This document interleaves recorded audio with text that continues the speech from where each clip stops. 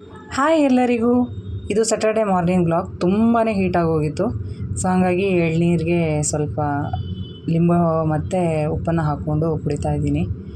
ಈಗ ಬೇಸಿಗೆ ಕೂಡ ಸ್ಟಾರ್ಟ್ ಆಗೋಗಿದೆ, ಅದರಿಂದನೂ ಕೂಡ ಜಾಸ್ತಿ ಹೀಟಾಗಿ ಹೋಗಿತ್ತು. ತಿಂಡಿಗೆ ಒಂದು ಉಳಿದಿರೋ ಅನ್ನದಿಂದ ಒಂದು ಅಕ್ಕಿ ರೊಟ್ಟಿ ಮಾಡ್ಕೊಳ್ಳೋಣ ಅಂತ ನೈಟ್ ಮಾಡಿರೋ ಅನ್ನ ಸ್ವಲ್ಪ ಜಾಸ್ತಿ ಆಗೋಗಿತ್ತು. ಸೊ ಹಾಗಾಗಿ ಅದನ್ನು ಎತ್ತಿಟ್ಟಿದ್ದೆ.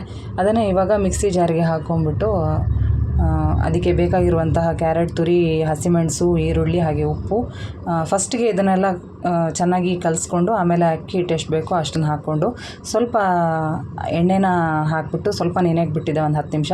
ಅದಾದಮೇಲೆ ಒಂದು ಪೇಪರ್ ಮೇಲೆ ಎಣ್ಣೆ ಹಚ್ಬಿಟ್ಟು ಅದರ ಮೇಲೆ ತಟ್ಬಿಟ್ಟು ಇವಾಗ ರೊಟ್ಟಿನ ಹಾಕ್ತಾಯಿದ್ದೀನಿ. ಇದಕ್ಕೆ ಸಿಂಪಲ್ಲಾಗಿರುವಂಥ ಒಂದು ಕಾಯಿ ಚಟ್ನಿನ ಮಾಡ್ಕೊಂಡಿದ್ದೆ.